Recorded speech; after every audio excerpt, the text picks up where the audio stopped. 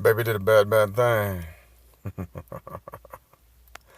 So I've had a few people ask me some questions about Sugar Lightspeed and who and what she is and why she does the things she does. So let me get into it a little bit. Sugar's not the most happy character, um, despite the fact that she smiles all the time in the pictures that have been made and how I've written her in the book. She is a character that comes from tragedy, and that tragedy informs all that she does, and how she feels, and how she approaches the world that confuses the hell out of her. So, one of the questions I received was, is she a thought?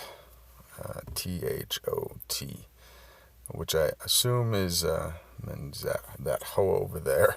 That's what I looked up on Urban Dictionary, a form of a slut, I guess. And the truth is, she is very hypersexual, and it's a coping mechanism. It's a defense mechanism that she has had to erect around herself in her mind to deal with certain aspects of her upbringing. She was, this gets a little bit graphic, and if you're young, I would request that you not listen to this next part. Sugar was sold as a toddler into sexual slavery and was used by a ring of pedophiles for their plaything. And she suffered immensely at their hands as she was passed around.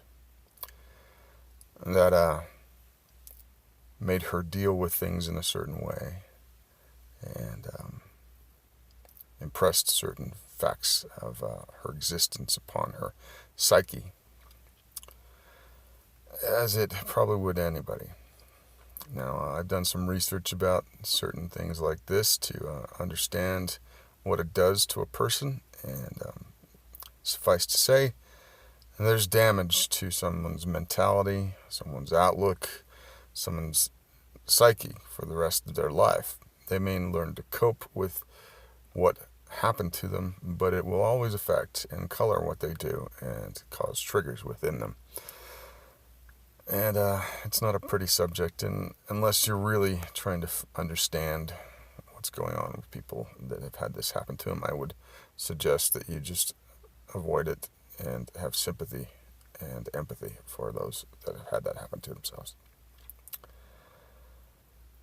So, with her mentality that way, I decided to incorporate some aspects within her. She doesn't like the feeling of clothes. She would be a nudist or a naturalist, naturist, excuse me, if she had the choice. But she lives in a society where that's something that she cannot do. So she bears with the tolerance of wearing fairly immodest clothing. And that's a convention, a conceit to the story, because I'm trying to sell the sexual aspect of the character, in the sense that she's a very sexy character. Not necessarily what has happened to her as a positive at all. And so when she does wear the clothes, which at one point she gets the ability through a bonding with a device that allows her to form the clothes as she chooses upon her body, and her weapons, her vehicles, and other paraphernalia. And that's another conceit, a convention to allow for things like unlimited ammo, different types of power levels to her weapons, and attributes of the weapons themselves, such as her blades have a monofilament blade that can cut through just about anything, and it makes her capable of doing some pretty horrific and lethal things pretty easily, because of the training that she received after she escaped her life of bondage. On that, when she was about, well, in the story it's unclear what her age is, but let's say it's around 9.5. She was rescued by her soon-to-be father, X, and that's his name, just an X. I never name him.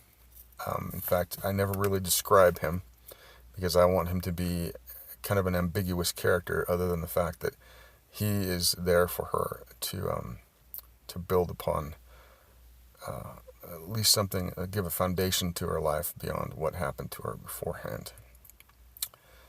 He's a character that has, in a way, a metaphysical capability to blend into the shadows.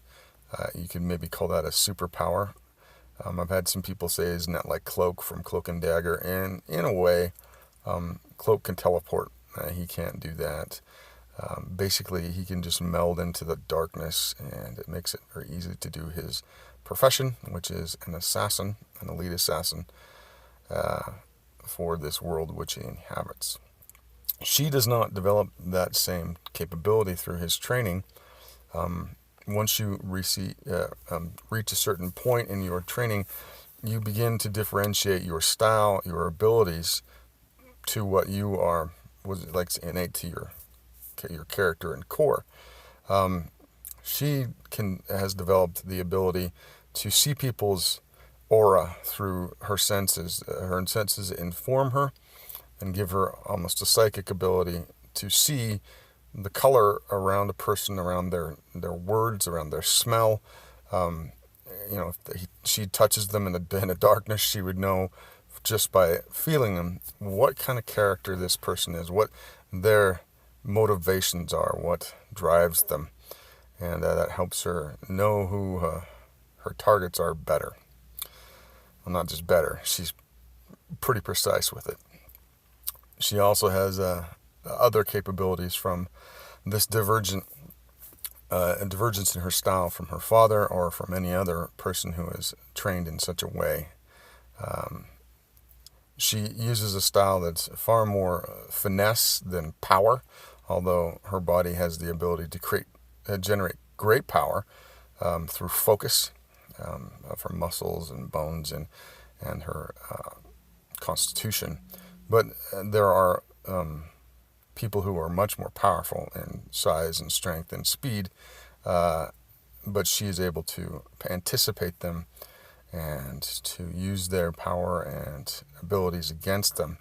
But she is not invulnerable. She can die. I often refer to as a goddess of sex and death in embryo, but this does not mean that she doesn't have the ability to become injured, and she's not invincible, although she's pretty hard to tangle with if you are not of an elite caliber. I really love this character. I've been writing her for a long time, and developing and evolving her over the course of probably I'm looking at probably 2 decades now. Her impetus came back in the 90s, and I've just kind of been playing with the idea of her and the world that she lives in and surrounding characters for a long time. And it was something that I did for my own satisfaction. I'd write things just for me, stories that I never really expected anybody to look at all that much, although I like to be creative, and there's always something in the back of my mind. But I'm kind of a perfectionist when it comes to putting something before people, and it took me a long time to even throw the short stories I had out to some people and let them peruse them, because I'm never really satisfied with my prose, although I do believe I'm not too bad at stringing a sentence together and crafting a story. I always find something that irks me later on, that I was like, how did I miss that, or how come I didn't add this here? And at one point you kind of just have to let them go out there, from what many writers say. And I'm trying to do that now. I found a great artist who you're seeing his artwork right now, some of it, and some others have contributed to the imagery. In Whiskey Paint, a fellow from Vladivostok, Russia, who I've developed a friendship, although we've never actually met in physical life.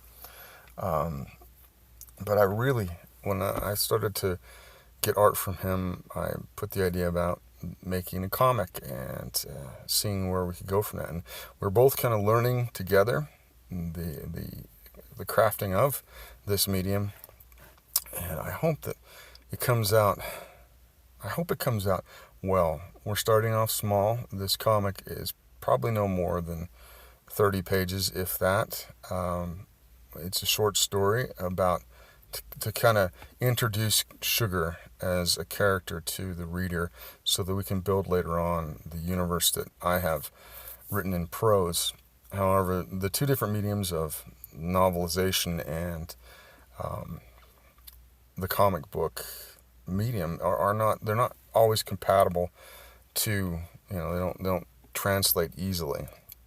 So I have to come up with a different way to tell her story so that if somebody does buy the book, they feel like they get not just the book story, the in-depth stuff of her brain and other characters told from those perspectives, but also when the visual medium comes in, it's informed more of that, and I don't spend a lot of time trying to inform them with words. I have to parse down my language so that it's not cluttering the page, which I think the artist tells such great things without words. And I think my friend Whiskey Paint does that magnificently. Thank you for listening to this. I appreciate it. I hope you support the book when we get the fundraisers are going. And have a great day. Take care. Bye-bye.